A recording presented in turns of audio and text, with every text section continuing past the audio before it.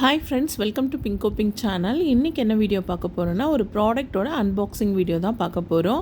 ஃப்ளிப்கார்ட்லேருந்து ஒரு ப்ராடக்ட் வந்து நான் வாங்கியிருக்கேங்க. இது வந்து ரொம்பவே யூஸ்ஃபுல்லான ஒரு ப்ராடக்ட்.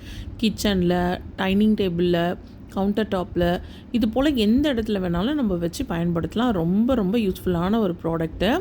ஸோ இதோட ப்ரைஸும் வந்து பார்த்திங்கன்னா அஃபோர்டபுள் ப்ரைஸ் தான். இது என்னன்னு பார்த்திங்கன்னா, ஃப்ரூட்ஸ் அண்ட் வெஜிடபிள்ஸ்லாம் போட்டு வைக்கக்கூடிய ஸ்டெயின்லெஸ் ஸ்டீல் பேஸ்கெட். இது அவங்க நமக்கு சென்ட் பண்ணும்போது ஒரு பவுல் ஷேப்பில் வந்து சென்ட் பண்ணியிருக்காங்க. இந்த பேஸ்கெட்டை ஒரு 10 விதமான ஷேப்புக்கு வந்து நம்ம மாற்றிக்கலாம். இது ஸ்டெயின்லெஸ் ஸ்டீல்ன்றதுனால சீக்கிரத்தில் துருப்பிடிக்காது, கீழே விழுந்தாலும் எந்த ஒரு டேமேஜும் ஆகாது. இதில் ஃப்ரூட்ஸு, வெஜிடபிள்ஸ்னு நிறைய விதமாக ஸ்டோர் பண்ணிக்கலாம். அது மட்டும் இல்லாமல் சூடான பாத்திரங்களை இது மேலே வச்சு ஒரு ஹீட் ரெசிஸ்டன்ட் பேடாகவும் இதை வந்து நம்ம யூஸ் பண்ணிக்கலாம்.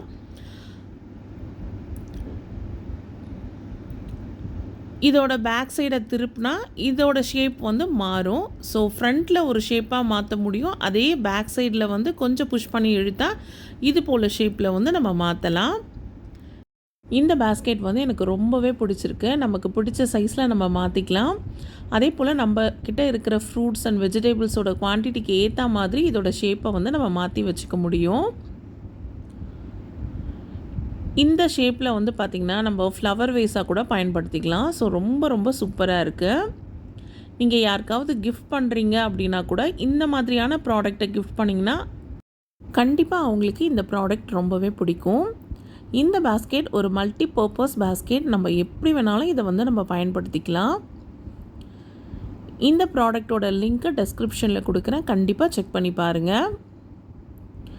நம்ம சேனலில் ப்ராடக்ட்ஸ் அன்பாக்சிங் வீடியோன்னு ஒரு ப்ளேலிஸ்ட்டே இருக்குது.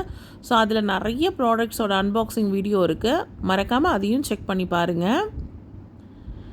ஒவ்வொரு முறையும் நம்ம ஷேப் மாற்றுறப்ப அதோட அகலம், அதுக்கப்புறம் அந்த நீளம், இது எல்லாமே வந்து மாறுபடும். ஸோ நம்மக்கிட்ட இருக்கிற ஸ்டோரேஜை பொறுத்து நம்ம வந்து ஷேப் மாற்றிக்கலாம்.